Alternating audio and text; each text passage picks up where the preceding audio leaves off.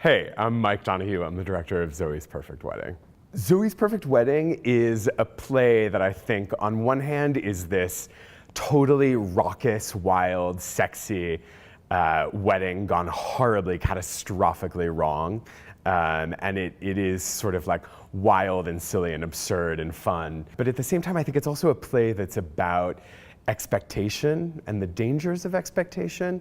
You know, the play is dirty and there is bad language in the play, but I think because there's such a heart to it, and I think because that language is just like, it's who those people are and it's how they speak, and I think it's how a lot of us speak in the world, I don't think it plays in a way that is like abrasive or off-putting. I think it plays in a way that is familiar and real and honest about, you know, who actually is living in the world right now. These people, you know, in 2008, in their, you know, mid-20s and their early mid-30s, are people who live in New York, and those are not people who are all white. And so I think, like, you know, by simple necessity, like, the cast is not a cast of people who are all Caucasian, because it's just not what the world looks like. Nyjah, who plays Zoey, Nyjah is African American, and Zoey is Jewish. And so Nyjah is playing a Zoey who's like a Jewish African American woman, and that's awesome.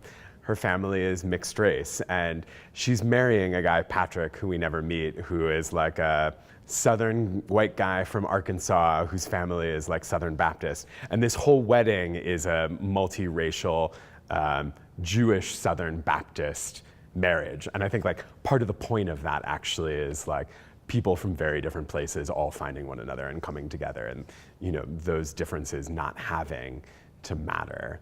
I think all of the humor in this play is deeply connected to character and situation, and like a sharp perspective from each of these people about the differences between them and also the moment in time that they find themselves in.